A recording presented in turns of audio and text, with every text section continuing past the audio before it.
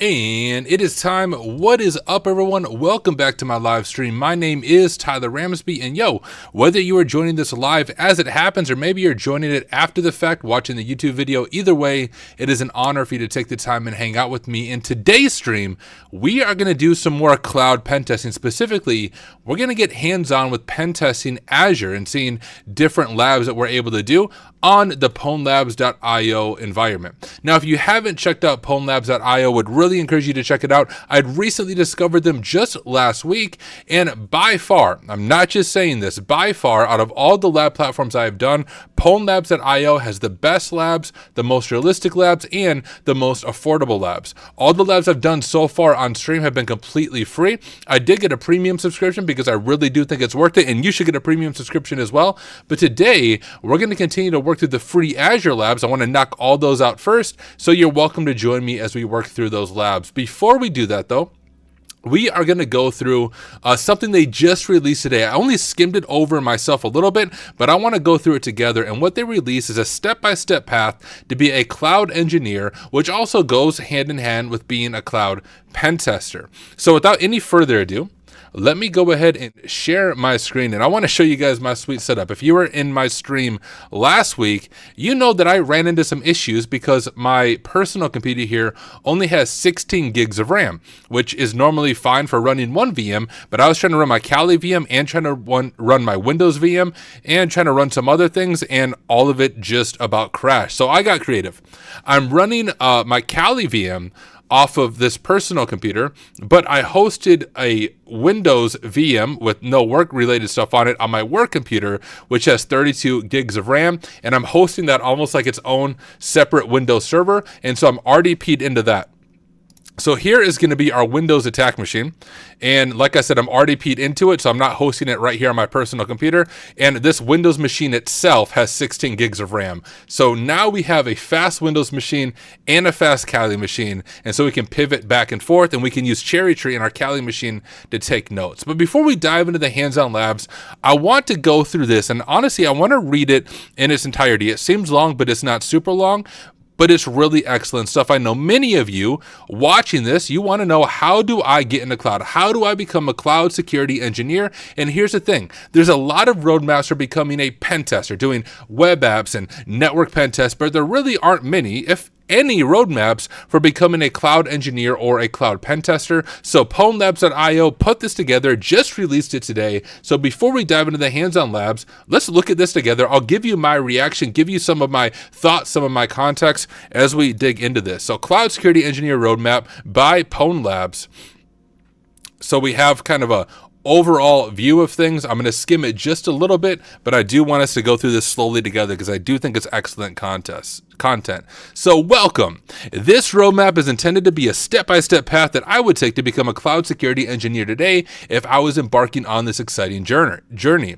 I will keep this roadmap updated, so just know this is a living document, and I want to let you know I had the honor today of sitting down virtually, because he's over in London, but with Ian, who's the founder of Pwnlabs, was actually a former staff member at Hack the Box. He was one of the lead people, if I understand correctly, of many of the enterprise level cloud stuff on Hack the Box. So when you go to Pwnlabs, you see the high quality, you know where some of that background is coming from.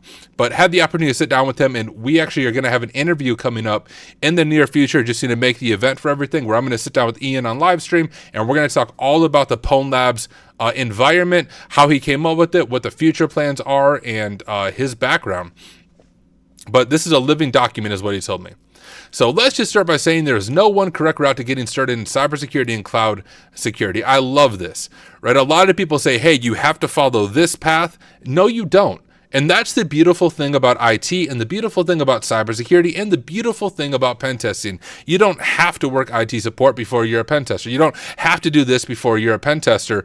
All of us have different journeys. All of us have different paths to get here.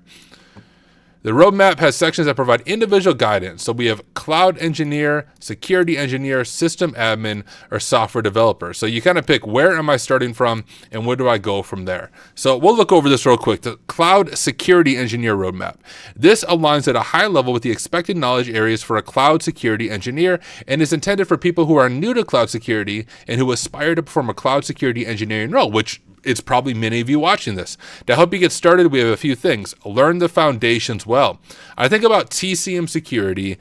They released, and they do it every year, they release an excellent kind of guide on how to become a pen tester. And Heath has this whole thing about a pyramid. And on the bottom of the pyramid is you build your foundations. Build, break, and fix in the cloud. And that's what we're going to do. We're going to get hands-on in the Pwn Labs environment, and we're going to do that. Reinforce theoretical learning through practice, right? Practice makes perfect. And demonstrate continuous learning. It does not stop. So we have some information about Linux and containers. We'll just kind of skim through a little bit of this. As a cloud security engineer, we will frequently use a Linux command line to perform tasks due to its customizability and great support for cloud security and DevOps tooling. Ubuntu is a solid choice for Linux. It's actually what I run as my host OS on my work computer, given its ease of use and large community. Kali is also a good choice, of course. Focus on pen testing and security assessments. Our role will involve using scripts, all of that good stuff. And focus on one cloud. I think this is also key. If you focus on one cloud, it's kind of like a programming language. When you learn one cloud, so when you learn AWS, it's a lot easier to pivot to the other cloud technologies. Just like if you learn one programming language, it's a lot easier to pivot to other cloud tech or other programming languages. So migrating to the clouds, etc. If you're starting a company today, it's very likely that you will be cloud native from the beginning. Learning one cloud provider. Look, guys, I didn't even read this aspect of it, but clearly great minds think alike because that's the exact analogy I just used. Amazing. We have some cloud security principles. If you do anything like the AZ900, which is like the introductory Azure cert or the introductory AWS cert, or I also have the CCSP, which is Certified Cloud Security Professional, you go through some of this. But here's the big idea. You need to understand what you're responsible for and what the cloud provider is responsible for. And the big thing to highlight here is you as the customer, you're always responsible for customer data. A data breach happens, you are the one that is held responsible for those things. The cloud environment often provide a lot of infrastructure for you, but you still have to configure things properly. Another thing is defense in depth, right? That's general cybersecurity, having multiple things in place to stop a breach from happening. We have the hacker mindset. Threat actors approach the cloud much as they do with an on-prem environment with some important differences. With on-prem networks, you need to consider the security of your perimeter to prevent being breached. With perimeterless cloud environments, you need to consider the strength of your configured identities, IAM users and roles that interact with cloud APIs, and we're going to get hands-on with some of that stuff as well. Just as thinking like a defender makes red teamers better able to evade defenses and provide better advice, thinking like a hacker allows blue teamers to better anticipate potential security weaknesses. So continually assessing things, and I'm totally ignoring the chat. Let me look over at chat, say hello to all y'all. Let's check over at LinkedIn. We got Philip and David over on LinkedIn. We got Frackery, if I'm saying that right, over on Twitch. And over on YouTube, we got Kevin, Pickle, I'm totally going to mess up your name, Prasenjit Vlogs, Gustavo, Sass, and John. What is up, y'all? How long is this going to be live? I don't know. We might be on for an hour and a half to 2 hours. We will see. I did have super early morning, y'all. I was up a little bit before 6 a.m., which is early for me because I went and spoke at an event, in-person event, right away this morning to a bunch of InfoSec leaders. So that was a lot of fun, but it also means I'm more tired than normal. And is this going to be part of premium subscription? So actually, the guide that we're looking at right now is completely free. You can just go there, LinkedIn, and find it. The labs we're going to do today are going to be part of the free subscription because I want to finish those first. Then I will start showcasing some of their premium content. Automation and scripting. I'm sure many of you watching this already know this. The difference is some of the tools you might use. So tools like Terraform. You'll hear a lot about infrastructure as code when you get into cloud and cloud security because that's how you deploy different VMs in different environments. With infrastructure as code. Identity and access management, a big thing with cloud, especially AWS, Azure, GCP, whatever it is. But what is it? Well, it applies fine-grained permissions to services and resources, what we can access, and what. So IAM is a classic way to manage users in AWS and is good for smaller environments. It's also good to learn and use AWS IAM Identity Center so you can manage IAM at scale.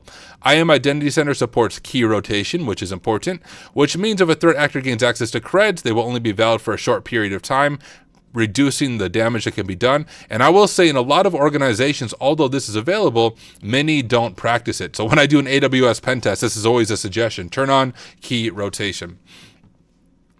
We have network security. So vulnerability management and network security are a key aspect of cloud security. So similar to on-prem. Misconfigurations are the same thing. Regular auditing is important. And then of course, our defense in-depth approach. Some important AWS security services to get familiar with.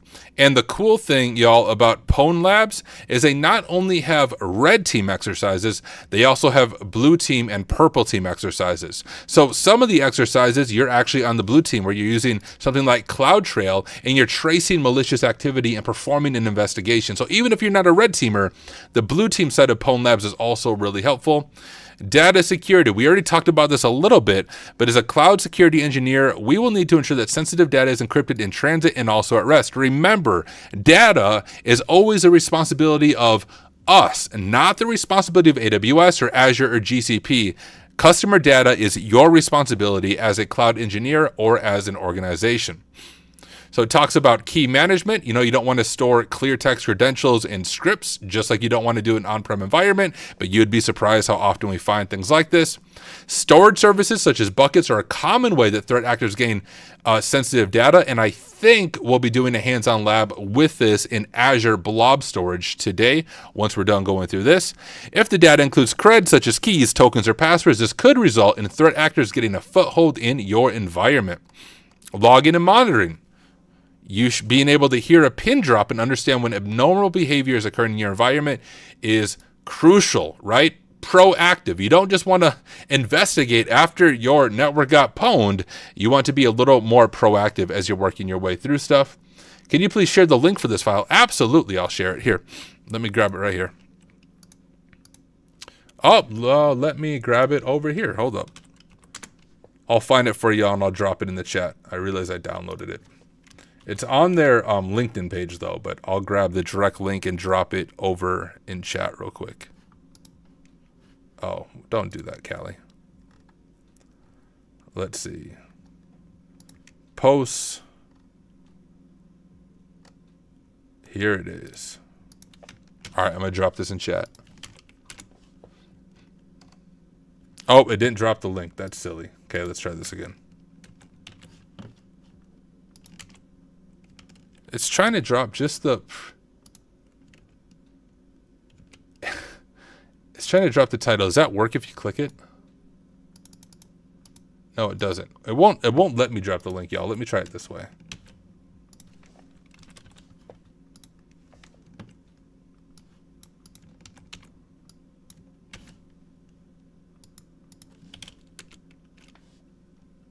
There. I don't know if YouTube's letting me drop the link. I apologize. If you go to, I'll drop it over on Twitch. If you go to the pwnlabs.io and it's /roadmaps, right? So if you just go here, pwnlabs.io roadmaps, right here, cloud security engineer, right? I think if I just go to roadmaps.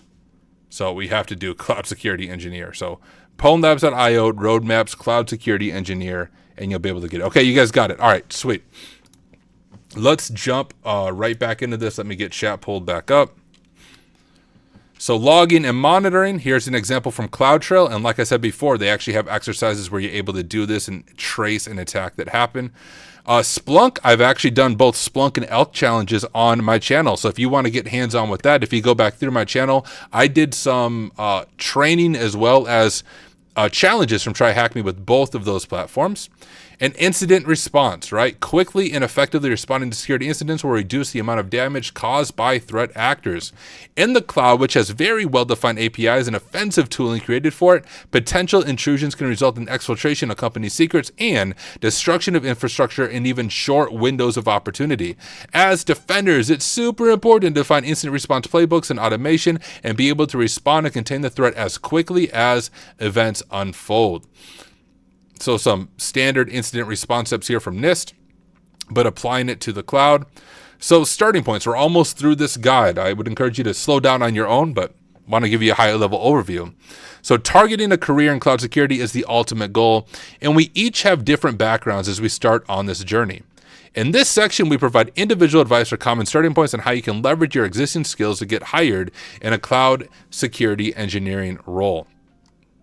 So starting as a cloud engineer, your skills in cloud engineering will be very useful in cloud security. Automation and scripting are valuable for implementing security automation.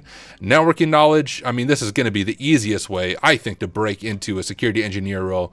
If you're a cloud engineer and you want to break into security, it's really just putting on the security hat and looking at how a threat actor would do this.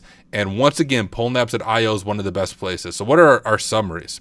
Well, gain a hacker mindset, exactly what I was just talking about. Think about how things might be attacked and exploited will allow you to implement mitigations and defenses. And I do this in every situation I'm in. How can a hacker exploit this? Because I get paid to hack stuff. So we need to develop that hacker mindset. Another name for this, y'all, is just curiosity. Being curious about how does this work? What happens if I do this? Will this break anything? Having that curiosity will take you far in this field. And learn about specific cloud security tools used by defenders and threat actors beyond basic cloud management, which, hey, if you watch my videos, you're going to learn that because we're going to work through it together. Starting as a security engineer. So we already know security, how to defend on-prem environments. Along with cloud engineers, you may have an easier transition to become a cloud security engineer. It's learning the cloud stuff. Security concepts that apply to on-prem environments apply just as well to cloud environments with some differences. And I would say the same is true about pen testing. If you already know how to pen test on-prem environments, you have to learn a little more for cloud, but a lot of it does transfer over.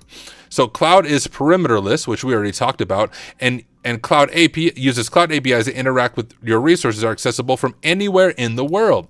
If you're familiar with writing on-prem file shares for credentials and then performing a DC sync attack, which oddly enough, did that on one of my last internals, you should know that storage buckets in the cloud often allow for lateral and vertical movement as well. A purple team approach of build, break, and fix will allow you to quickly adapt to the cloud. You'll be able to bootstrap your skills much faster by playing your offensive and defensive skill sets off each other, right? Challenge yourself by building in the cloud using infrastructure as code. You will be able to provide better security advice to DevOps and cloud engineers. So how about starting as a sysadmin? Well, depending on your experience, you may already have some security knowledge, which sysadmins usually do, especially if you work for smaller companies that often don't have dedicated security personnel. You're also familiar with the security mistakes of end users, absolutely, and have good ideas about designing secure systems. Many people have the assumption that they can just lift and shift existing on-prem workloads, processes, and data to the cloud where it will be secure by default. No. In reality, the default settings are often insecure and support weaker security settings for backwards compatibility, especially true about AWS in my experience. Less true about Azure. Azure's a lot more secure out of the box, at least from my experience. As a sysadmin, you know many of the security mistakes that are made in on-prem enterprise environments, and many of these also translate to the cloud. You have an advantage as a skill builder, and we eat documentation for breakfast. Building in the cloud should be no problem for you, given the really good public documentation, right? RTFM. You may be experienced with VMware and local storage solutions, so you'll need to learn how to deploy infrastructure in the cloud as code using Terraform, Ansible, or CloudFormation. Once you're familiar with building in the cloud, you need to develop your security knowledge by reading, watching, researching, watching Tyler on YouTube, and creating vulnerable scenarios on your own, as well as using labs and CTFs from training providers. Starting as a software dev. Traditionally, security has been an afterthought in SDLC, with security controls added at the end. And honestly, as a software developer, you would have a strong idea of how those vulnerabilities are introduced. And here's the big think around, and actually TryHackMe has a series of rooms that covers this as well. We need to fix issues in design and develop. Instead, like what traditionally happens is apps get designed, they get developed, and then maybe in testing, they'll hire a pen test here, but then someone like me comes on and says, hey, you have all of these issues, and then you have a lot of technical debt now, because now you have to go back and fix all these issues, maybe it breaks something, whereas if you do it at each step of the process, it's a lot secure. Starting with no or little IT background. I want to spend the most time on here Because I know, at least based on talking to people, many of you are in this category. You're trying to break into the industry. You don't have a cloud background or pen testing background, and you're at that dilemma where it's like, hey, experience required. I don't have experience. How do I get that? So with practice and perseverance, and I just want to say this is a lot easier said than done. Persistence is key to IT. A lot of people get excited about IT or excited for studying for the next certification, but that excitement wears off after a week or maybe 4 weeks, and they're no longer doing it because it's not as exciting as it looks when you're grinding it out and studying for exams. But if you want to succeed in this field, you need persistence. You need the ability to keep pushing forward even when you don't feel like it. But it's possible to go from any background of cloud security, whether in IT or not. 3 years ago, I was a pastor. Now I'm a pen tester, and I also do cloud pen testing. It is possible. For example, as a physics teacher, you may be very technical and analytically minded, and these qualities will be a superpower in your cloud security journey. Although it is possible to train for a cloud security role without prior IT, cloud, or security experience, cloud security is not really an entry-level profession, meaning that there are foundations that you and I will need to learn first. So what should we do? Get familiar with Linux, set up and play with it, and work through over-the-wire war game to get practice with Linux shell commands. Personally, I have never done over-the-wire. I've heard good things about it, but from my own experience, Try Hack Me has an incredible beginner cybersecurity path that will also teach you the fundamentals of using Linux and the fundamentals of security. Pass the AWS Certified Cloud Practitioner exam. Learn AWS with no prior IT or cloud experience. Good idea. I did the Azure one, so I have the AZ900, but I've actually gone through the training for this. I just never actually sat for the exam. And then get real experience with cloud security. Get hands-on with beginner-friendly cloud security labs that provide real-world experience. PwnLabs.io is awesome, and I will showcase it. So here's our summary. This roadmap is not prescriptive, but it is a foundation and a guideline for our own roadmap into cloud security. Cloud security is an exciting and fast-growing area with many job opportunities. With desire and determination, nothing is impossible. If you have a good understanding of Linux, have experience with deploying workloads in the cloud, are able to use infrastructure as code, and have hands-on experience with the real-world cloud security scenarios, you'll be in a great position to land a cloud security engineer role. Pwn Labs Academy is the place to get real-world experience. I agree, and we will dive into that together. And look at this, exclusive offer on the Cloud Career Journeys book. There you go, 15% off Pwn Labs Pro as well. Fun stuff. Shout out to Ian. Once again, had the opportunity to meet with him. We chatted for about 30 minutes a day. Really cool conversation, really genuine person, and super excited about everything they are doing over at PwnLabs.io. Now, a little bit weird for those of you on stream, I'm not actually signing off, but this is the end of a YouTube video. We'll start a new one. So those of you watching after the fact on YouTube, hope you learned a lot about getting into cloud. And once again, I'll post a link to this in the YouTube video for this full document. Would encourage you to use this as a template or a baseline and begin creating your own cloud journey as you work on breaking into cloud pen testing. All right, I'm still here. We're still going to do some hands-on stuff, but I like to split up my streams into smaller YouTube videos. So it's a little bit weird because it feels like you're in a live TV show scripted. Let me make sure I'm not missing anything in chat. How do you access the Academy? I will show you guys all of that. We'll dive into one of these really hands-on practical labs with Azure pen testing in particular. Just want to make sure I'm not missing anything. All right. I'm going to get some things switched around on my screen, and then I'll go back to sharing my screen. Okay. Here we go. I'm going to do another introduction. It'll feel like we're just starting over because this will be a new YouTube video. Let me get a drink.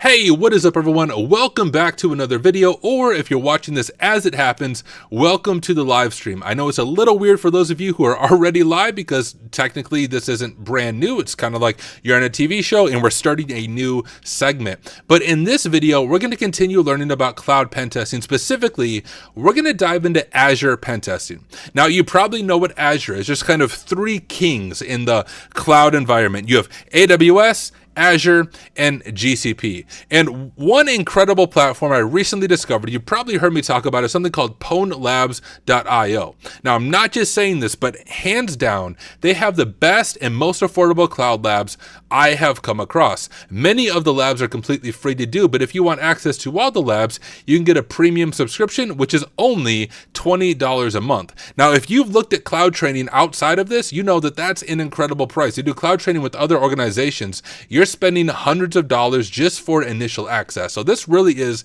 an incredible deal, and I love that they're passionate about making this open to everyone. But the lab that we are going to do today is completely free. So you can actually follow along with me as we do this, and would encourage you to do so. I'm going to share my screen and show you where we are at. We are here at pwnlabs.io. So if you want to follow along, go to pwnlabs.io, and you can actually sign in with your Google account. You don't even have to make an account right away. Sign in with your Google account, and you will have instant access at least to all of the free labs. I want to look over the chat, make sure I'm not missing anything. Peter, so more of a question, said, my current IT role has some blue team security tasks, but I also do systems analyst, operation support, and system admin work. Will my blue team work help at all as I try to get into pen testing? Yo, absolutely it will, because first, you already understand security. You're just working on defending it. And when you become a pen tester or are applying for pen testing roles, you know what the blue team is doing, you know how to evade some of those defenses, and you know some common misconfigurations that the blue team makes that you might be able to exploit. So absolutely, it helps. Gustavo said, I'm from Brazil, starting with hacking in my free hours. This content can help me in some way. Do you have some tips? My tips would be get involved with the community. So I have a Discord community. You can find the links on my LinkedIn, but it's called the Work Smarter Community. We're at nearly 4,000 members, and I offer workshops, I offer coaching there, and we also have a weekly meeting where you can share the goals and the things you're working on. And here's the coolest thing. Everything's free of charge. Nothing is behind a paywall. Pretty soon, me and a team of 3 other people are going to be doing one-on-one coaching, and the only requirement for that is we ask you to donate to a nonprofit of your choice and whatever amount you're able to afford, and then we'll sit down for one-on-one coaching and can help map things out for you. So if you're not part of a community like that, join one. All right, let's go ahead and dive into things. I am going to refresh LinkedIn because I always have to refresh it to see comments. Want to make sure I'm not missing anything, which I don't think I am. All right, so here is pwnlabs.io. You heard me talk about questions. Hopefully you had the opportunity to get signed in. We're going to go ahead and click dashboard here. And here we have access to all the different labs. We're going to change our platform over to Azure. And we can look at all these different free labs. So let's do Azure Blob Container to initial access. The reason I want us to try this one is we talked in the last video or in the beginning of this live stream, we went through the cloud engineering roadmap released by pwnlabs, and they explain that this is often one of the ways a threat actor gets initial access to your cloud environment is through a storage container, whether it's an S3 bucket on AWS or a blob container on Azure. So let's see if we can figure this out together. So we just have to click the lab and click Start Pwning. From here, we can turn the lab on. And there we go. We have our entry point and we have our scenario as well as a full walkthrough. But we're going to see if we can do it without looking at the walkthrough first. And if or when we get stuck, we will jump over at the walkthrough. I also want to get my notes pulled up here on my Kali machine. We'll get Cherry Tree pulled up. And I'm just going to call this Azure Container Lab.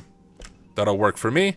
And let's go and grab some of this information. So we'll just grab our learning outcomes and our scenario, and I'm gonna copy that over and we'll drop it in our notes here. And I'm just gonna format it a little better. So here's our scenario. Mega Big Tech have adopted a hybrid cloud architecture and continues to use a local on-prem AD domain, which is super common, as well as the Azure cloud. They are wary of being targeted due to their importance in the tech world and have asked our team, the Hack Smarter security team, to assess the security of their infrastructure, including cloud services. An interesting URL has been found in some public documentation, and we are tasked with assessing it. So our lab prerequisites is basic Windows command line knowledge, and here is some of our learning outcomes. We'll make this big, and we'll just make these bullet points, and we'll kind of use these learning outcomes as a roadmap as we work our way through this. So we're going to get some familiarity with the Azure CLI. We're going to do identification and enumeration of the Azure blob container. We're going to leverage blob previous version functionality to reveal secrets, and we're going to understand how this attack chain could have been prevented. And this is what I love about their labs. They have full walkthroughs, both for the attack path, but they also have a full walkthrough, and here's how you would defend this in the real world. So it gives you both attack and defense understanding of these different things. We need to go ahead and grab this URL right here. This is our starting point, our website. And you know what? We'll actually even begin enumerating this from our Kali machine itself. I want to go ahead and get Cato pulled up. So we'll just call this Cato, and let's open up Cato.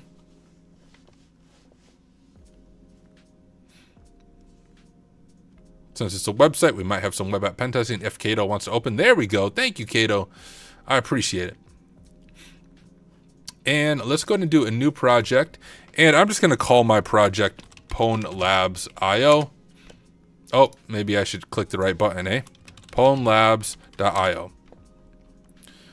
Okay, so we have that set up. We have Intercept set up here. And we go open up Firefox. We'll just let everything forward for now until we see an interesting request. Go back over to Cherry Tree, and let's see what we're looking at here.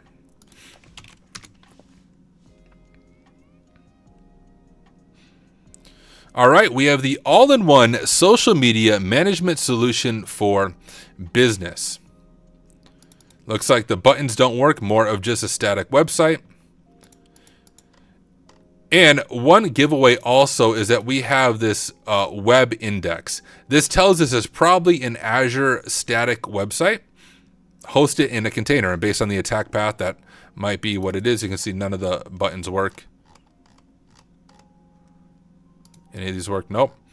So when you're looking at an Azure website like this, one of the things to check is your source code. Is there anything interesting that might be in the source code? So let's go ahead and right click and view page source. Oh, how the heck do I turn on word wrap? Yeah, go wrap long lines. There we go. I don't like the red underlining that Firefox is doing to me right now. Maybe just for this purpose, let me open up Chrome here and let's look at the source code here. It might look a little prettier. Okay, and we'll turn on line wrap. All right, let's see if we see anything interesting here. We have some source stuff here. We have a static directory.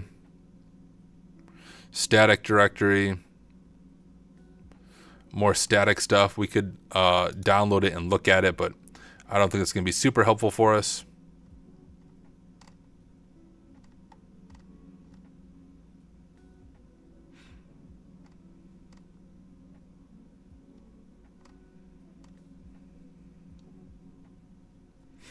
Just looking through here quick, see if anything stands out to me.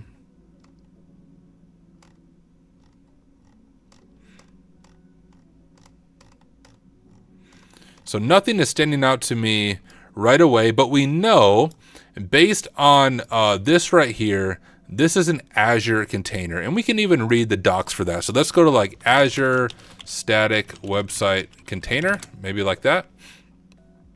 And let's read the docs on it. So static website hosted in Azure storage. You can serve static content directly from a storage container named web. So there's our kind of giveaway. When we see this web thing, we know that we're dealing with a static website hosted in Azure. Static websites have some limitations, blah, blah, blah, blah. Setting up a static website, so it shows how to set it up. But once again, this is being hosted in a container. Now, if it's not configured properly, containers can have anonymous read access, similar to an S3 bucket. On an S3 bucket, if it's not configured properly, you can read it. Same with a container, but there's a specific URL you go to, and I always forget what it is. Let's see if Cato knows what it is. What is the URL parameters to access an Azure container as an anonymous user? I don't know if that, I might be better off just Googling it. I don't know if my question is going to make sense to ChatGPT. Yeah, not SaaS.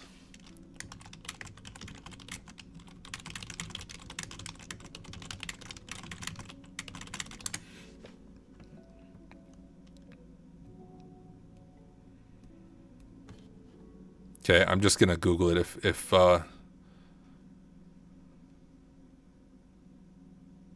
no, that's not how it works. Okay. And GPT is hallucinating, ignore him.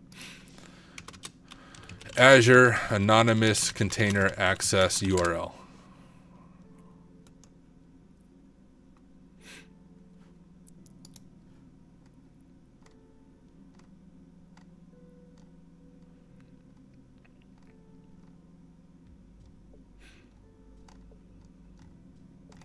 Oh my goodness, why can I not find this? Guys, I even wrote a tool for this. I kid you not. That checks this. But I can't think of the URL. It's a URL, just some parameters on the end of the container that provide read access to it.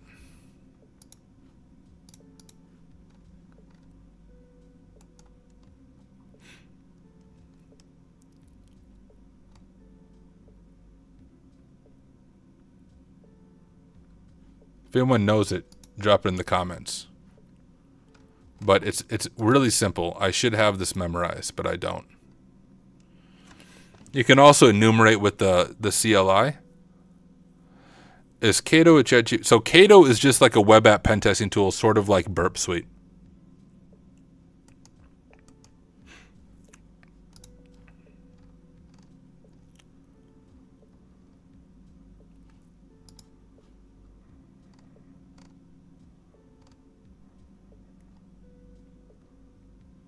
Oh my goodness.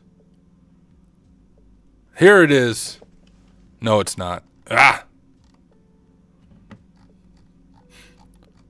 I can't believe I can't find this. I'm trying to go off memory. Let's check like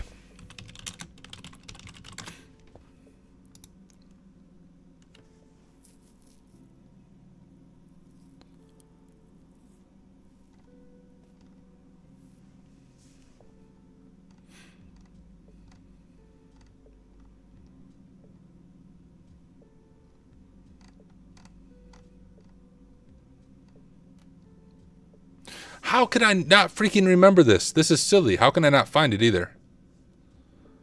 I don't want to look at the walkthrough just for this because I know exactly how to do this and have done it multiple times. But I'm just blanking on it. Oh, here we go. Maybe this might be helpful.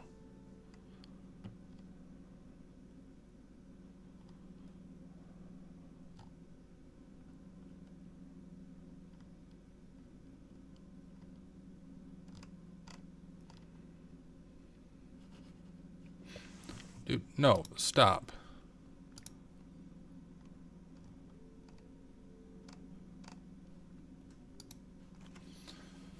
Oh my goodness. How can I not find this? It's such a silly thing. And I don't, the walkthrough probably uses a CLI to do it, but this is a much easier way if you aren't dumb and forget the URL. Someone's watching this right now, like after the fact, and yelling at their screen saying, this is how you do it. Let me look at, so I made a tool for this, but it's not a public tool. I'm actually going to look at my own code that I wrote, if I can find it on here.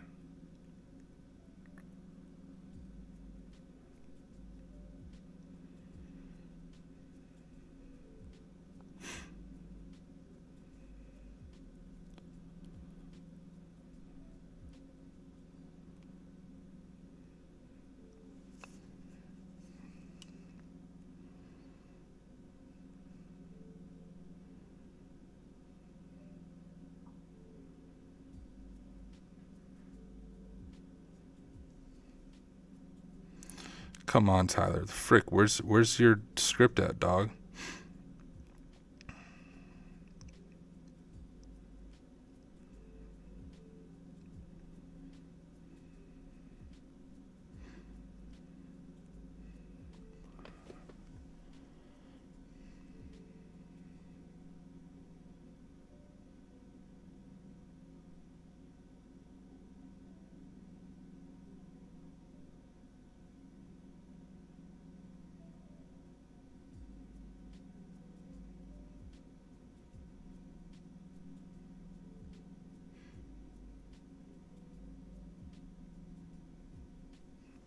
can't find it.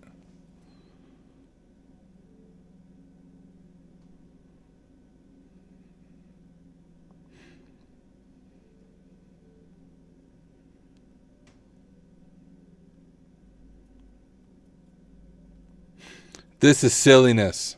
Freaking A. Public Azure container URL. Not that.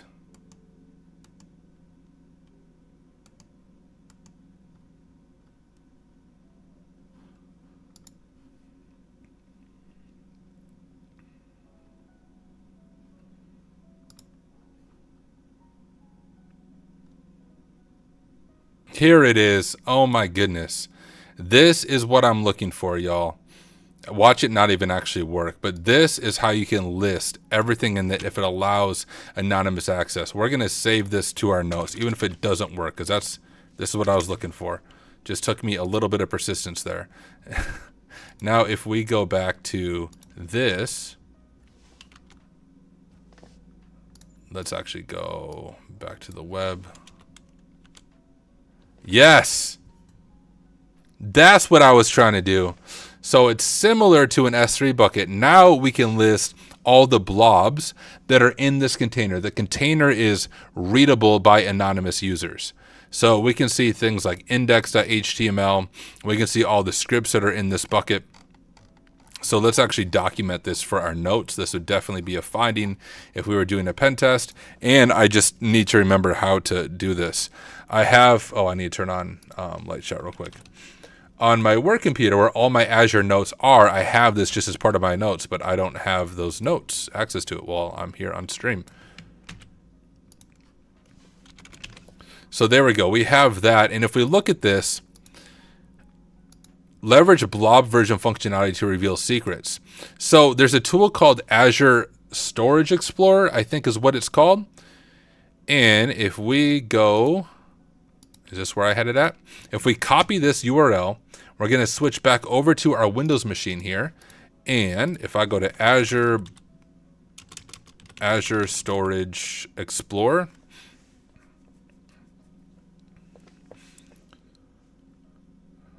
see if there's anything here. Oh, here's all just my lab stuff.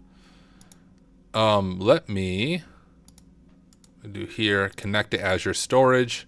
And it says, what kind of Azure resource do we want to connect to? Well, we want to connect to a blob container or directory.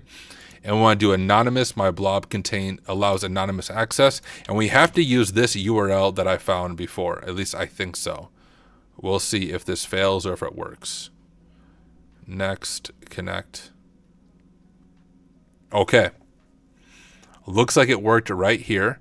And so we have, we can kind of enumerate different files, but right away we're not seeing anything that would actually contain credentials. But if we go back to our notes here, one of the goals is leverage blob version functionality to reveal secrets. So when it comes to containers, actually, let's look at the documentations. I don't want to explain this wrong. Let's go and look at Azure blob versioning and read about it a little bit, so we understand the actual attack that we are doing. So you can enable blob storage versioning to automatically maintain previous versions of an object. When blob versioning is enabled, you can access earlier versions of a blob to recover your data if it's modified or deleted. Well, you can imagine if we have a misconfiguration here where the blob is world readable, we as the attacker might be able to restore previous versions of the blob that might contain sensitive data. For example, maybe when they were setting up the static website, they accidentally committed credentials. They removed the credentials, but they have versioning enabled, which might allow us to recover something sensitive. So if we go back over here, we'll back out here. I think, is it here maybe? Yeah, so on our Storage Explorer here, we have active blobs default. We can use it active and soft deleted blobs, active blobs and blobs without current version, and all blobs and blobs without current version. So we know versioning, so let's try this first one. And look at that, we have a scripts-transfer.zip, and I think we can just download this. And yeah, we'll download it to our downloads. That's fine.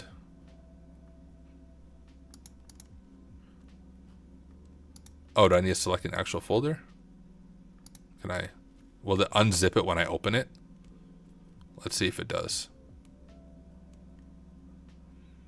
Oh, it does. So we have 2 scripts here. I'll just do it in documents. I'm gonna do new folder. All right, 2 scripts. Let's open up PowerShell. CD to documents, Azure, dir. So let's type Entra and see what this is. So install the required modules not already installed. So it's installing the Azure module and something for possibly managing users at Azure. We're importing the modules, and look at this. We have some clear text credentials. We have a username of Marcus@megabigtech.com, and we have a password of the Eagles 12345 exclamation mark. And it's connecting to Azure AD, connecting to the Graph API, passing the access token, creating a header with that information, and then it's retrieving all user information via PowerShell. But this might be end game for us. Let's pull open our notes here, and we'll just drop this in our notes. We have some credential information right here, and let's see if we can actually log into the Azure portal with this information. So we'll do Azure portal login.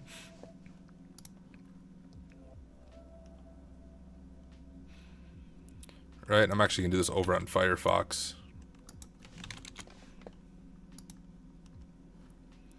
And let's see if we can log in with these credentials.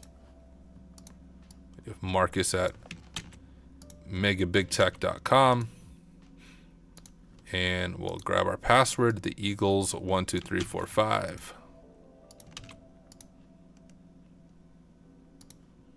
So far, so good.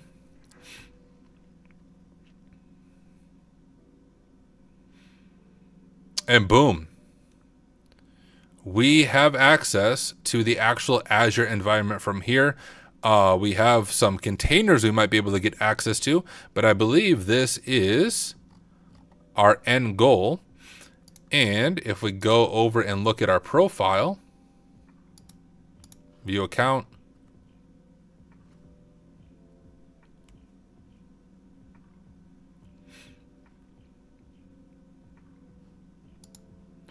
and you can see there we have our final flag for this scenario. I'm just going to copy that and drop it in our notes.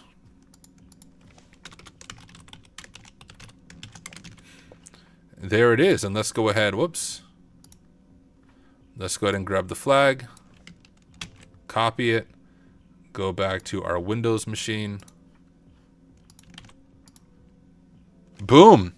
And we have successfully completed the lab, even though it took me like a good 10 minutes to remember the command to just list all the files in a storage container. But let's look at the walkthrough. Let's see how they did it. So real world context. There have been numerous examples over the years of data breaches resulting from misconfigured public Azure blob storage, the Azure equivalent of an S3 bucket.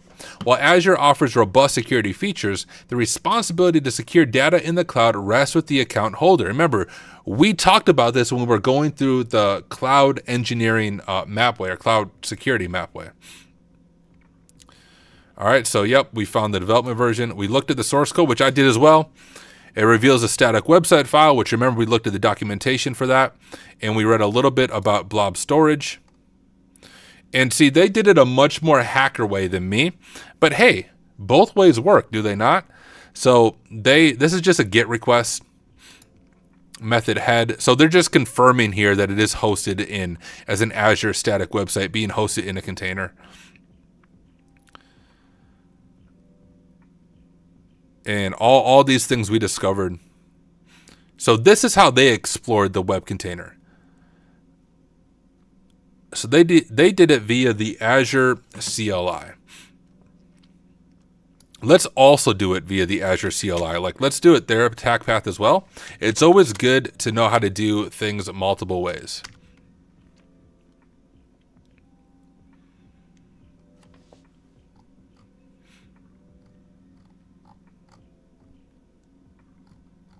So this is just showing the same files. Like you can see these files. So this is the same view I had by going to the URL, but I showed you guys the way I would do it that I think is a little bit easier, but it's good to know the CLI. So that's what they're doing there. Okay, so now they're just getting just the file names, I see. So makes sense. And we read all about blob storage version. We actually went to the Azure documentation ourselves and looked that over. So it looks like this command is checking the versioning information, kind of like what we did before. Include versions is the tag right there. So we did it just in Azure Storage Explorer using the GUI, but this would be the way you would use it using PowerShell. We'll see if it pops up for us as well. And there it is. Same file, scripts transfer.zip. We can check the version IDs, I see. And you can download it. Got it. So we did that, but once again, using Storage Explorer, a little bit easier to use, a little more of a GUI for us. And then it's reviewing the scripts. Oh, I didn't even look at the other script. Once I got those credentials, I tried that right away. Oh wow, it's an admin account. So this is like a domain admin account right here. So if we had access to the on-prem environment, we could pivot into their on-prem environment as a domain admin.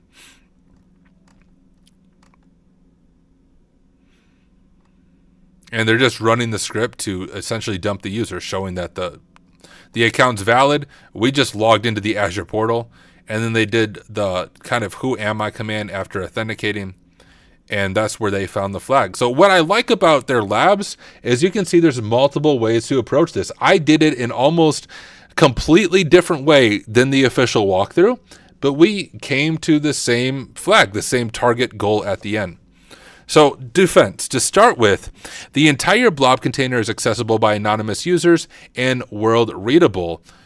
That's a huge thing. So let's just see.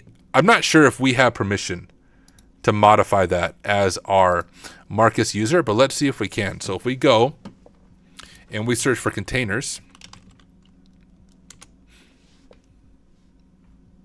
Oh, maybe that's not going to work. How about storage? Nope.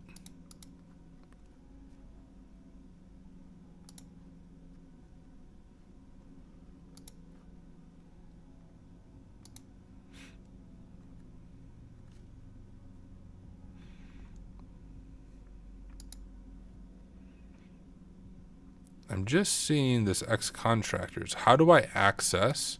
Maybe I don't have access to the actual static web app. Or I'm just dumb and not seeing the way to access it.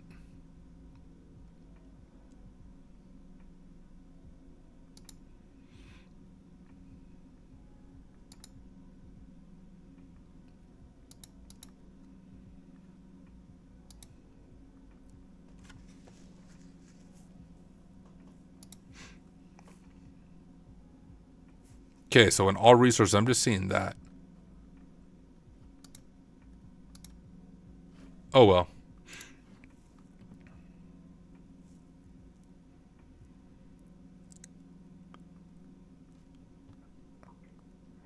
Usually you would see that as a resource, wouldn't you? Anyone who knows Azure better than me, tell me why I'm not seeing that myself. And maybe it is just my account doesn't have access to it. I bet that's probably what it is. We would need a higher privilege account to make these changes, possibly. Maybe that's the contractor thing, which I think is for another lab. Oh well, let's continue to at least read through what the remediation would be. Let me grab our Windows machine. This meant that a previous version of a sensitive file was publicly discoverable and readable. To mitigate this, the previous version should be deleted. All right, well, there's this, right? Well, I guess it does. It needs to be world readable, right? I guess the container having world readable access isn't a vulnerability. It's a website, right?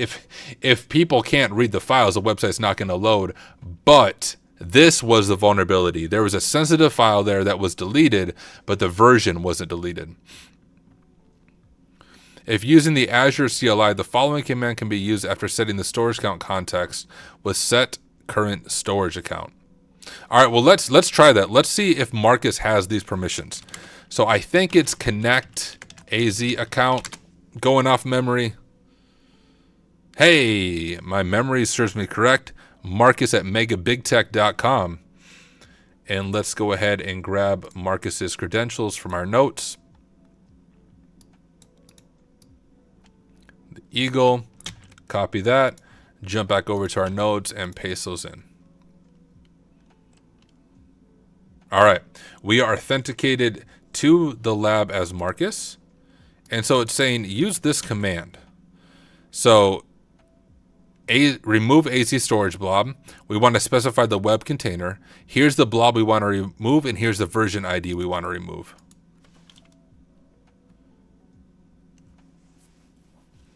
Could not get the storage context. Please pass in storage container with context.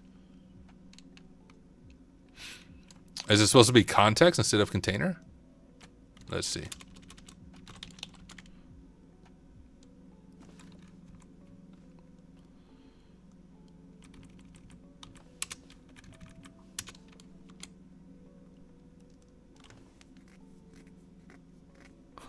Container, bro, I told you.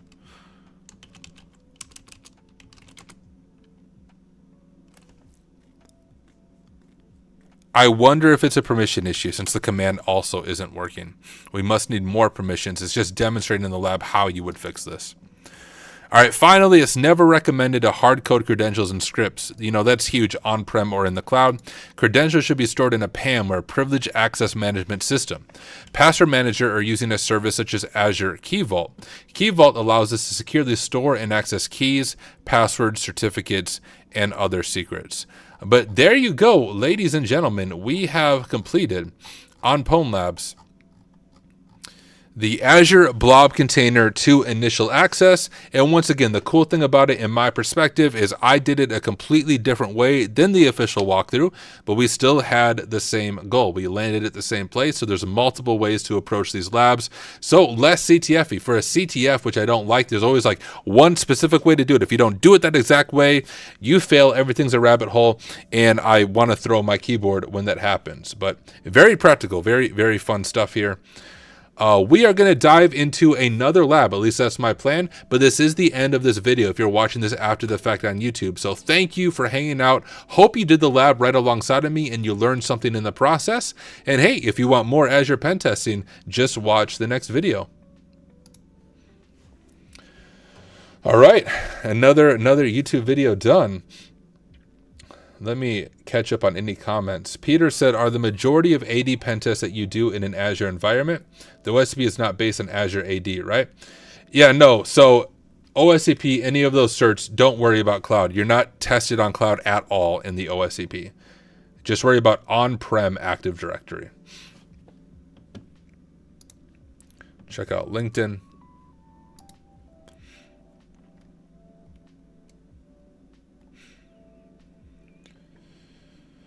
Okay, let's take a 5-minute break. I'm going for about, looks like an hour, a good time for a 5-minute break. At the end of the 5-minute break, we will dive into another free Azure lab that you can join me in. So let's take the 5-minute break and we will dive right back in. Let me grab the music. I'll turn the nice, peaceful, lo-fi music up for you guys during that 5-minute break, but I will be back in 5 minutes.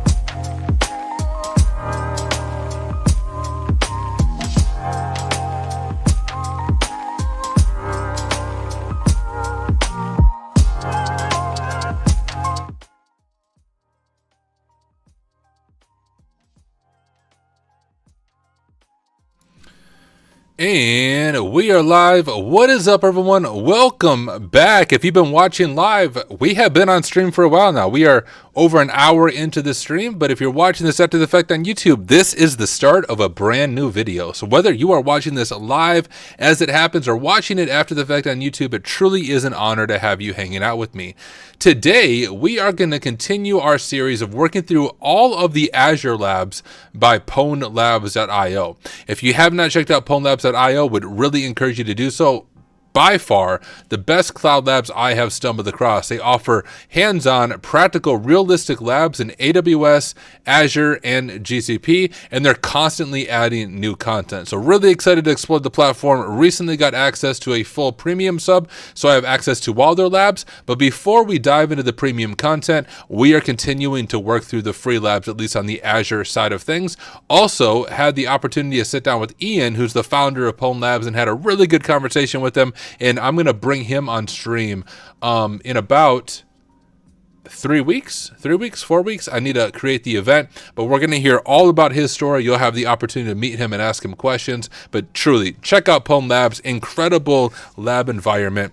What's the link? The link is pwnlabs.io. Right here, pwnlabs.io. Going to adjust my audio on my end just a little bit.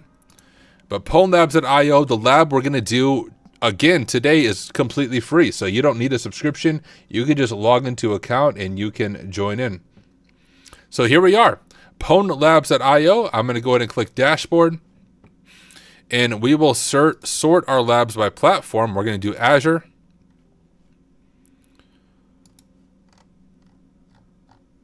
And see if it works. There we go. Now we have all of our Azure labs. So we just did Azure blob container to initial access. And we have this other free lab, unlock access with Azure Key Vault. So let's do this one next. We'll click start pwning. We'll turn our lab on.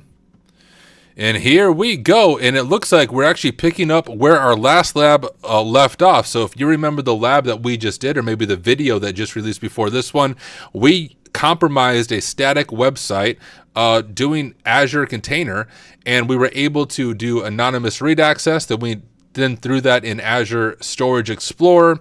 We restored some versioning. We found a script with credentials, and we logged into the portal as Marcus. So we're starting at a similar place where we left off. So once again, fun stuff. This is almost like a build on to the lab that we just completed. And let's go ahead and copy some of this information into our notes. So we already have, let me log back into my Kali machine.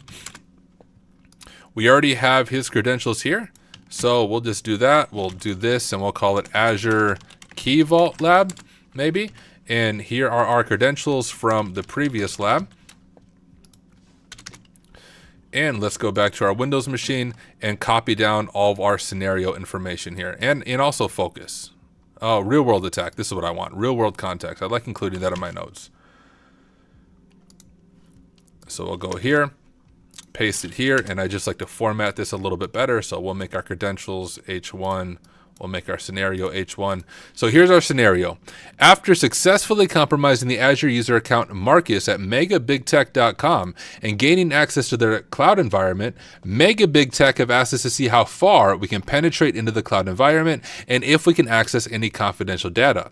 Specifically, they need us to assess the security of resources associated with Azure subscription ID that. So we have one specific subscription in scope. So if this is a real pen test, we want to make sure we're not poking at other subscription IDs. So one of the first things we want to do is make sure we're looking at the right subscription. We have some lab prerequisites. I'm actually going to erase that, but I do like to keep our learning outcomes here because it kind of gives us a roadmap on what we're trying to do. So familiarity with Azure CLI and Azure PowerShell, access secrets in Azure Key Vault, and query data in storage tables. And here is our real world context. We'll make this H1. Azure Key Vaults, which store sensitive data like secrets and certificates, are high-value targets for attackers aiming to compromise multiple services. Additionally, high-privileged contractor accounts that aren't properly managed pose a risk for privilege escalation and are also attractive targets for attackers. Well, we already gained access to this account, and so we're going to authenticate to Azure, at least the Azure PowerShell, with that username. I did already technically do it at the end of the last video and even on the stream before this one, but I'm going to redo the process for those of you who might be joining this video fresh. So on our Windows VM here, we are going to do connect AZ account. And here is Marcus, who we compromised. And we'll go ahead and grab his password from our notes.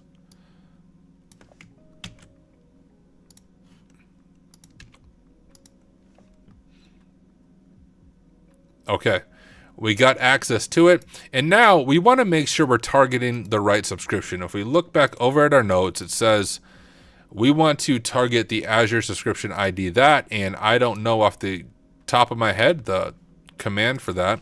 What is the Azure PowerShell command to check subscriptions in the account?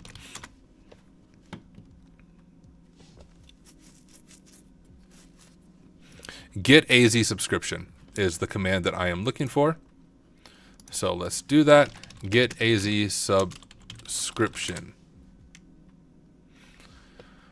Okay, so there's our subscription ID. We only have one subscription, so I'm guessing the one subscription we have is the one that's in scope. But once again, on a real pen test, you want to make sure you're only testing the one that's in scope. So yeah, the CEFF one, that is the one. So we don't have to set the subscription ID since it's the only subscription ID we have access to. But if there is multiple IDs here because a client told us, hey, we want you to test this one, we want to be very careful not to poke at other subscription IDs. But this is the one they want us to test. So we have confirmed that. Enumerate for situational awareness and lateral movement. So one tool that we can experiment with is Graph Runner.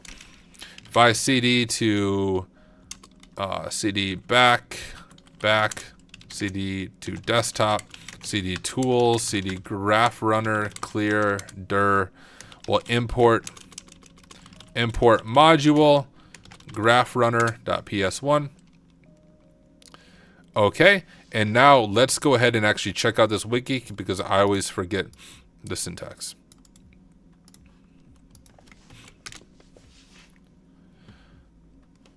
And I need to change my display settings as well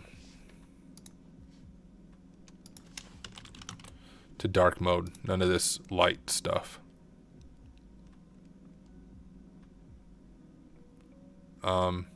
Maybe it's theme or something. Jeez, I can't type. Themes and related settings. We want to do dark. There we go. Much better. So welcome to the Graph Runner wiki.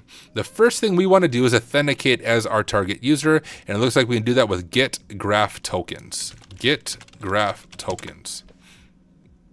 Okay, and it says go to this page using that code, so we'll copy that, and we'll go over to that page, and we'll grab our code. Here's our code.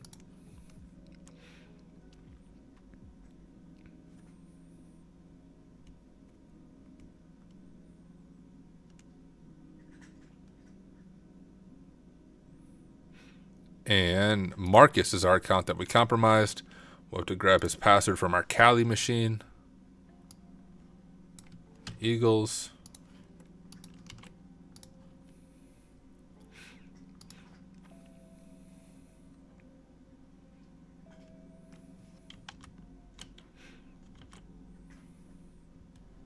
Okay, we're signed in, hopefully.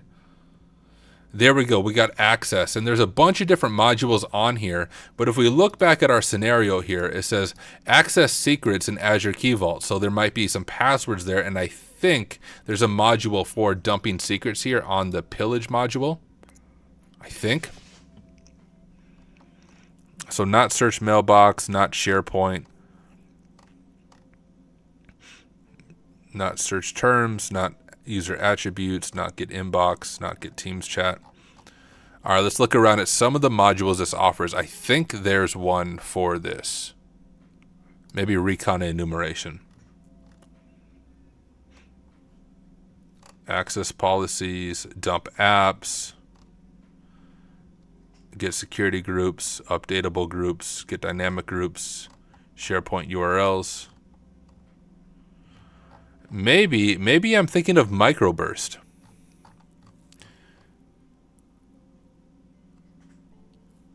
Let's see. Dump secrets graph runner Azure.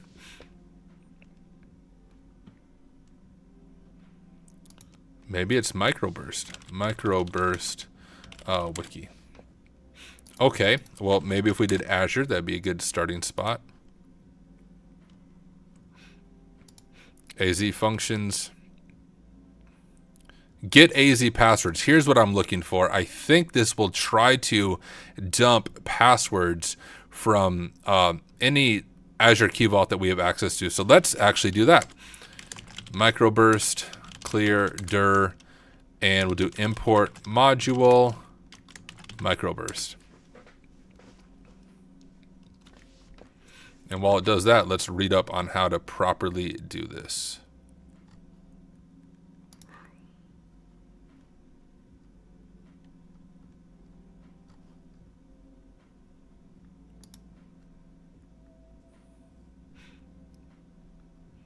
So I think if I'm authenticated in PowerShell AZ module, it'll automatically pass my credentials for these attacks, I think.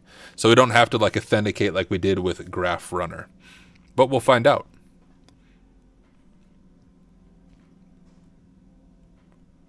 Want to make sure I'm not missing anything in the chat. Let me check out LinkedIn.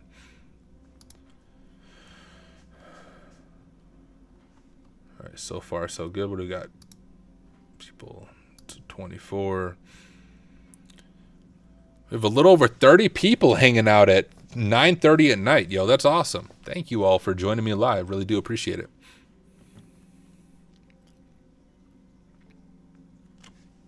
Need a drink of water. Too much talking.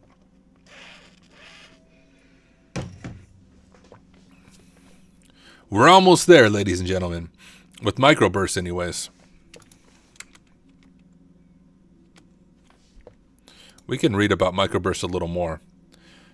So here's what I think might be helpful. It says this function will collect available credentials from the following services in Azure: app services, storage accounts, CosmoDB, container registries, key vaults. And here's where I think is going to be key. If we have access to a key vault, it's going to collect this data. Automation accounts and Azure Kubernetes services. Run with all services and all options. Run with all. This is probably the command. Get AZ passwords verbose might be the easiest command. We'll just start with that and see if it works. Okay. So get AZ passwords verbose. I meant passwords PowerShell. Can't you read that? And we'll do enter. That is the right subscription ID.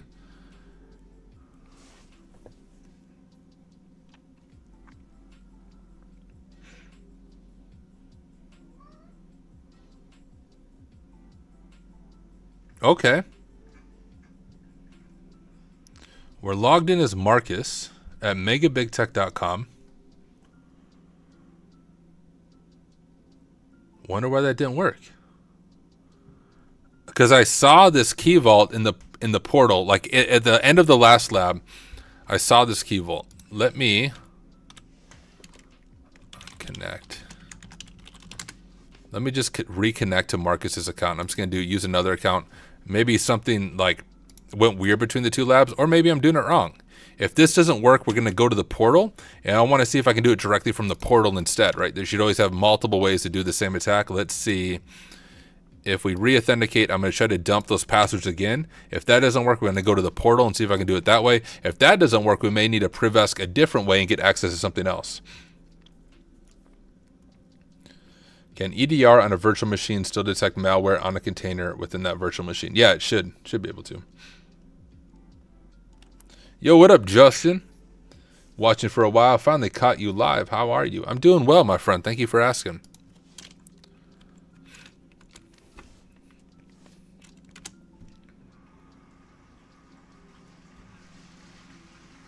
Oh, look, it worked that time. I was right. So it must have just been a weird thing with authentication, because last time, you can even see it here, it failed. I re-authenticated, and we have some values here now. So look at this. We have some contractor accounts, which are often overprivileged.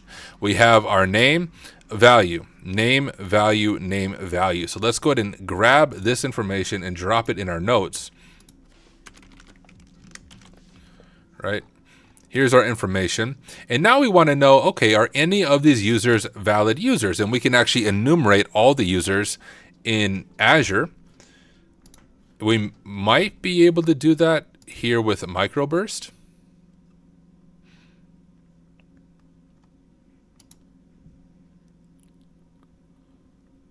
Or maybe not. I know we can do it with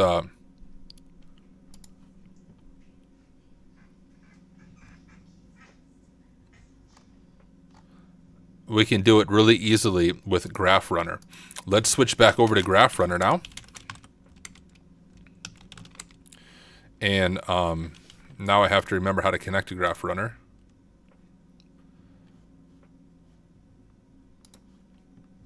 Get graph tokens. You think I'd have that memorized? Yeah, pwnlabs.io, Clayhacks. We are doing some Azure pen testing. I'm going to re-authenticate again since for some reason that one authentication seemed a little bit broken. Let's just re-authenticate.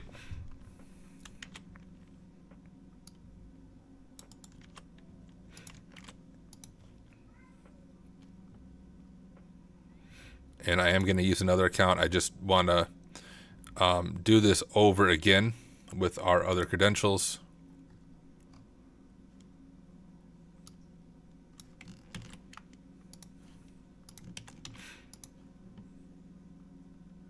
Oh.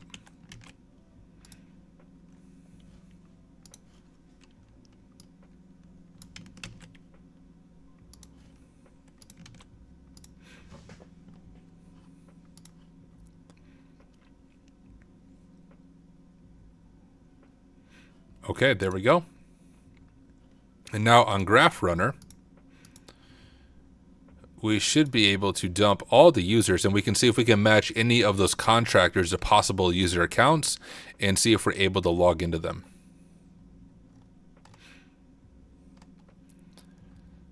So here we go. Get Azure AD users tokens. We don't need to do an out file. I doubt there's a whole bunch of users. Let's just look at it. Oh, do I need an out file? Okay. We'll do an out file. Let's go back over to make directory Azure key lab. All right.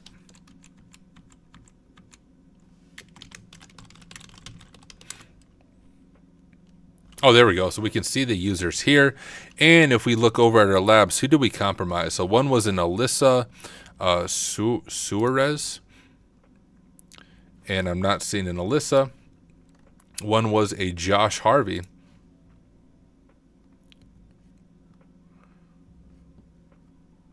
Oh, there we go. External. So we do have a Josh Harvey account right there. Let's grab that for our notes. So we have a Josh Harvey account. What about Ryan Garcia? I don't think so. So we just have the one external Josh Harvey who's a contractor who might have a little more privileges. So let's go ahead and see if we can actually log into the Azure portal as Josh Harvey. We will go ahead and sign out here. So let's grab Josh Harvey.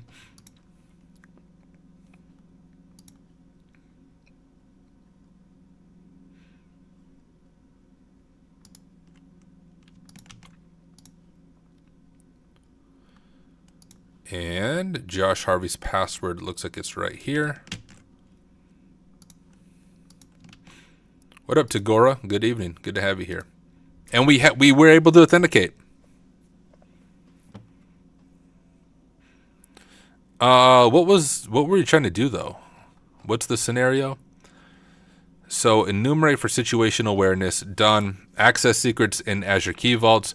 Okay, query data in storage tables, I see. So one way we can do that is once again with my sweet Azure Storage Explorer that we were using before. And you can actually see from when I was originally doing this, but I'm going to go through the entire process for you. We'll go here in order to connect because this account's going to be broken anyways. Yes, remove. And we will go ahead and click sign in with Azure. And here we're going to sign in with that account as well.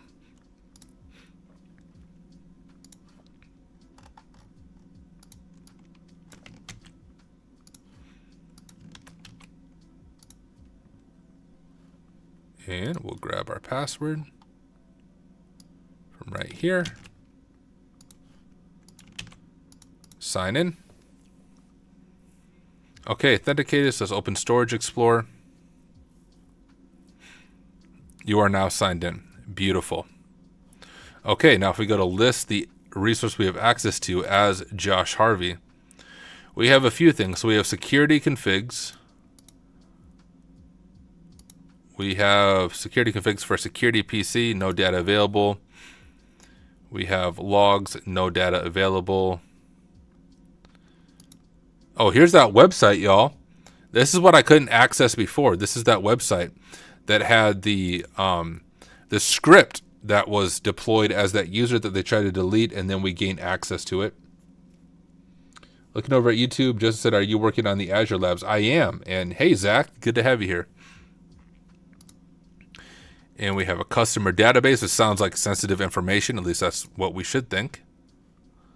We got some errors. Tables. Okay, we have some tables here. And look at this table called customers. Looks a little bit different than all the other ones. And the scenario asked us to find sensitive information, didn't it? They need us to assess security of resources associated with that. See if we can access any confidential data. Customer data sure sounds like confidential data.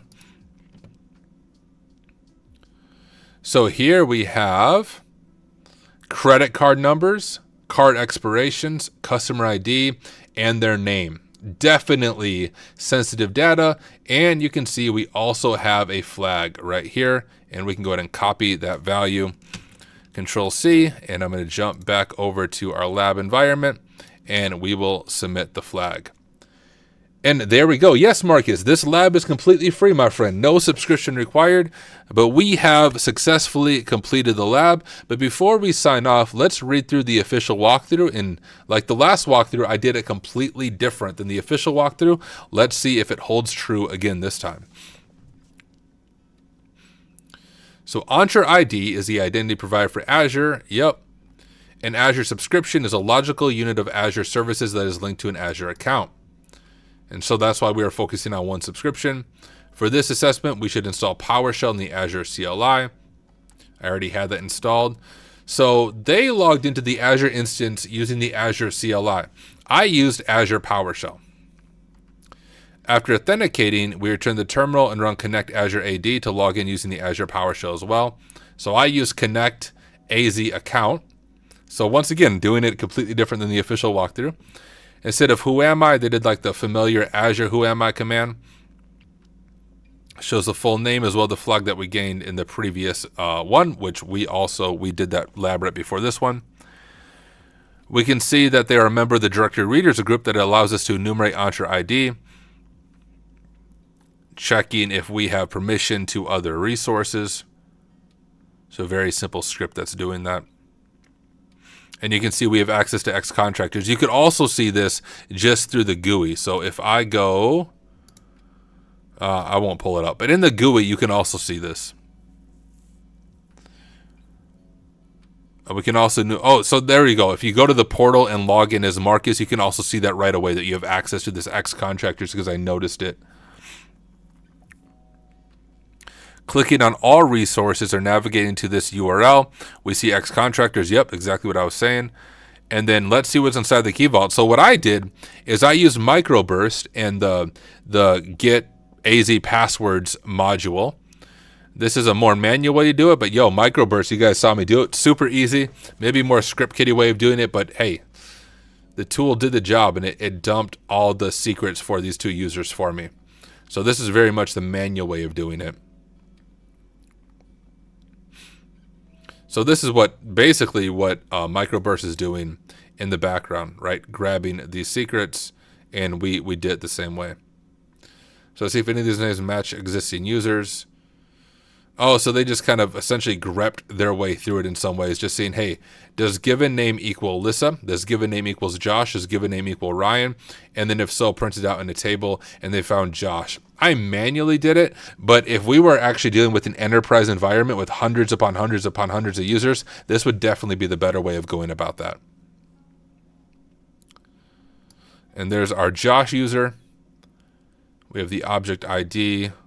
So here's where I have Josh. I logged in as Josh and did it that way. But the hint I had, which isn't realistic, is it said access secrets in Azure Key Vault. When you're doing a pen test, the client isn't going to tell you access secrets in Azure Key Vault and then query data in storage tables. So what's helpful about this is it shows you how you'd really approach it. I kind of used the learning objectives almost as a cheat. I knew what I was supposed to do, and I just did that specific thing.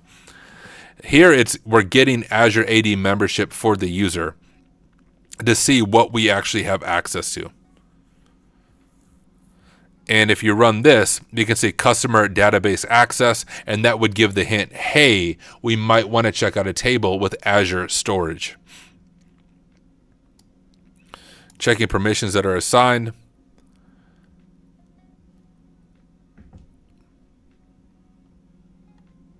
Okay, so they're just doing essentially what I did, but I used, once again, Azure Storage Explorer because I find it a lot easier than remembering all these CLI commands. So checking storage, checking permissions.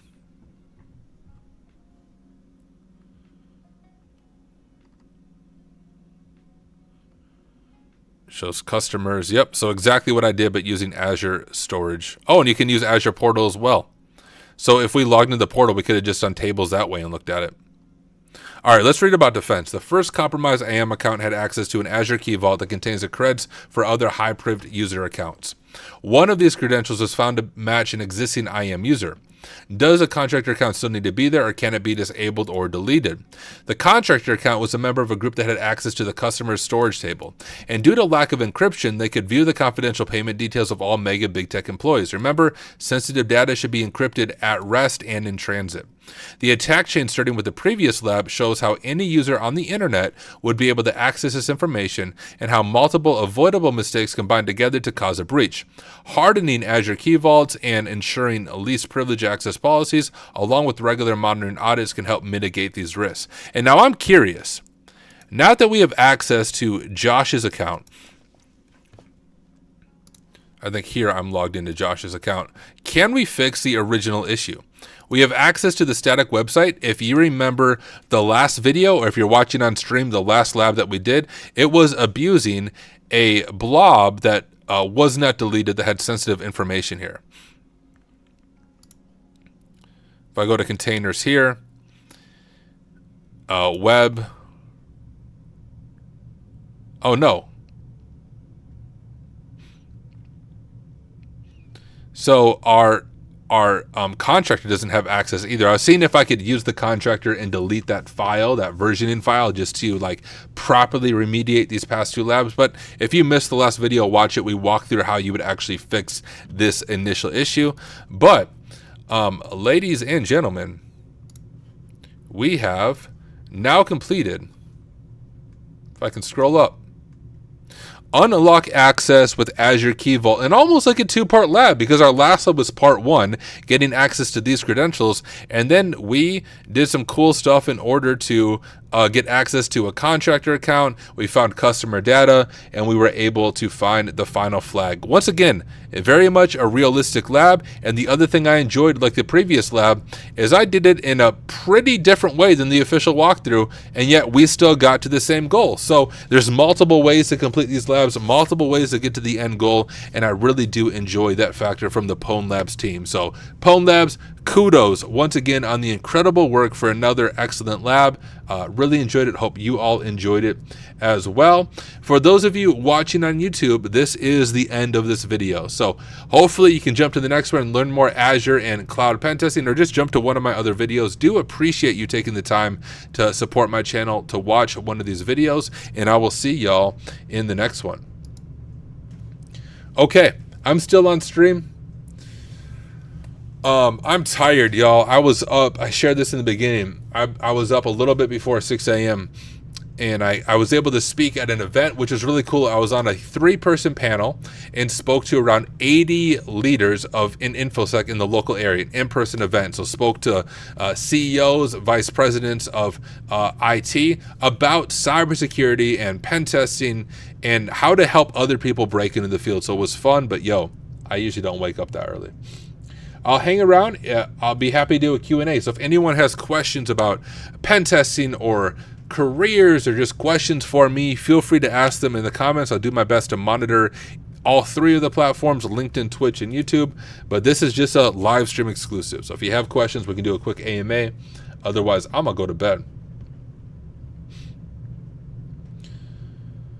Okay, Justin said, can you do these in Linux or do you need to use Windows? Can and should are probably 2 different questions. I originally tried to do these in Linux, and although you can use PowerShell in Linux, I had a lot of issues with the Azure specific PowerShell commands because they're built to be run from Windows. So if you want to do these labs, I would encourage you, if you don't already, create a Windows attack box, which is essentially what this machine is. I have, let me close this out.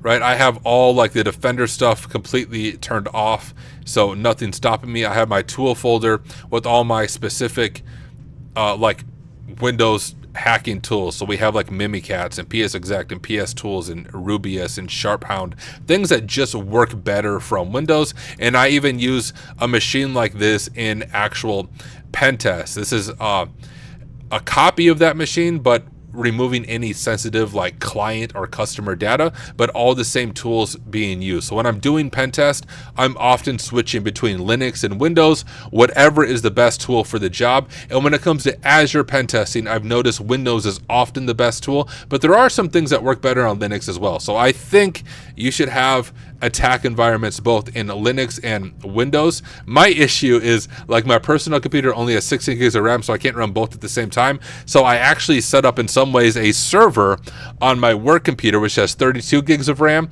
and I RDP'd into it. So this is being hosted on another computer. So like this Windows VM right here itself has 16 gigs of RAM. So it's nice and fast, and I'm able to run Kali as well at the same time.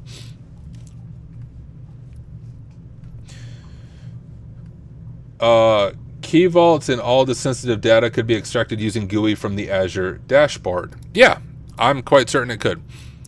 Let's do it. I'll show you how one would do that. If I go back over to this, let me sign out of this person and see if I can sign in as if I stop the lab, this might screw it up. I don't remember if I stopped the lab. If I stop the lab, I lost access, and this isn't going to work, but we'll see if I still have lab access.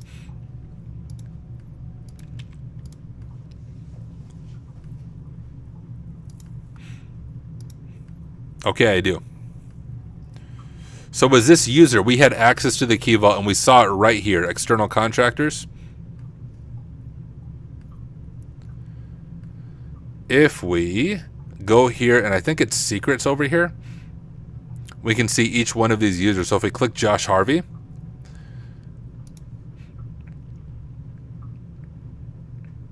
show secret value, look at that. So we could do it from the GUI.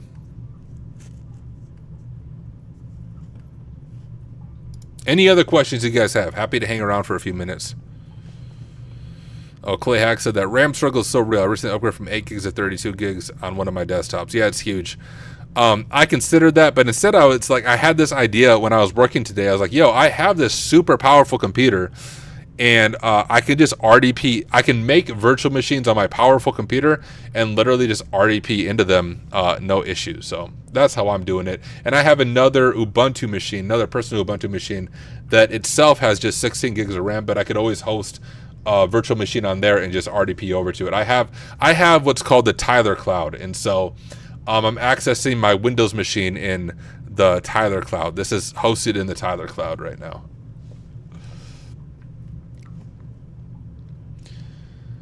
All right, Justin has a question over on YouTube. He said, I am a college grad with my Sec Plus and top 100 national CTF competitor, and I'm having trouble breaking in the industry.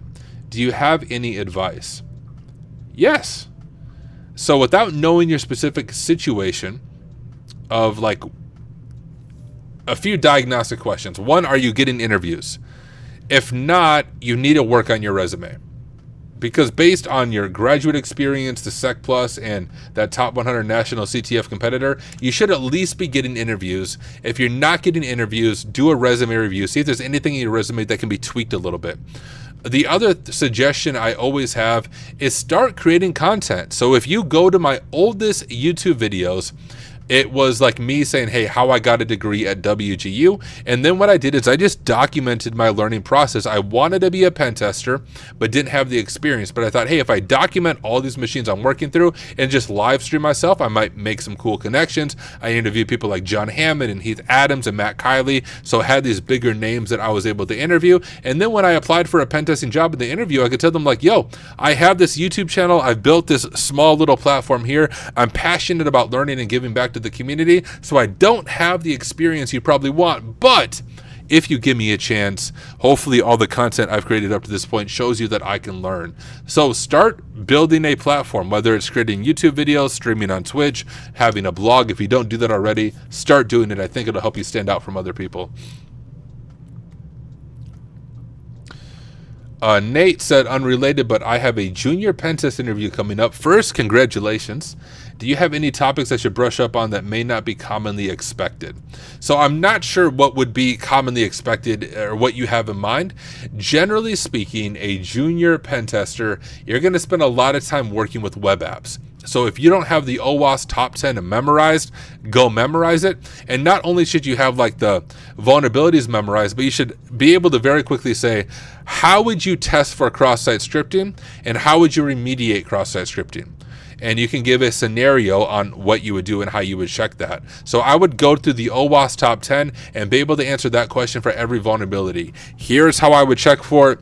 Here's how I would remediate it. They might ask you other questions about networking, but generally speaking, web app pen tests are the most common pen test companies have, and they're the ones that you'll do mostly as a junior pen tester. So just make sure your web app skills are strong.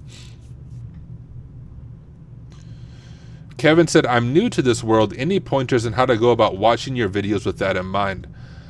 A lot of taking notes. And the nice thing about videos is you can stop and then continue. So if you're watching a walkthrough video and I say something and I just take it for granted that you understand what it is. So Azure or Azure PowerShell, if you're like, I don't know what that is, you should pause the video and go do your own research so you can cement that knowledge in your mind. Or if I'm, for example, if I'm doing a machine on TryHackMe and I use GoBuster to look at directories and you're like, what's GoBuster? What is he doing? Pause the video and go read a little bit about GoBuster. See, what is GoBuster? How is it used in a pen test? Then go back and watch my video. And when you do that added research with the video, I think it'll add additional context and you'll find that really helpful. What camera do I use and mic? All right, I'll show you. The camera is, I'm actually looking at, I think it's a Logitech C920. Here's the camera I use. Believe it or not, it's just this little webcam. That's all I'm using for camera. And then, but my microphone's an overkill, so don't get this microphone. You don't need it. I used to record music for people and do a lot of audio editing back in the day. So this is the mic I have. You can see it retails at $1,000. You don't need anything like this. $100 USB microphone is more than enough good quality for streaming and stuff like that. But that's my specific equipment. That webcam, and then this is the Shure KSM 44. All right. Make sure I'm not missing anything on LinkedIn. Sorry for those of you on LinkedIn. I always have to refresh the chat. Okay, Scott said, hi, I'm going the long route by going back to school full-time and still working full-time. What is your take on notes? Are they helpful? Which are the most beneficial? I did the same thing, my friend. So actually, when I went to WGU, I was working full-time. It's going to sound insane, y'all, and it was an insane season of life. I was working full-time as a pastor in a church. I was working full-time doing IT support level 1, and I was going to school full time and got my bachelor's degree in 7 months through WGU. And in that process, in those 7 months, while working 2 full-time jobs, I got the A+, Network Plus, Security Plus, Pen Test Plus, CYSA Plus, whatever certs come through WGU. There's a laundry list. Look at my LinkedIn if you want to see them all. But I got all those while working 2 full-time jobs and having a wife and 2 kids. Don't recommend. It was a grind. But my take on certs is, yes, they're super helpful, and it all depends on what you want to be. So if you want to be a pen tester, certs are more important than a degree.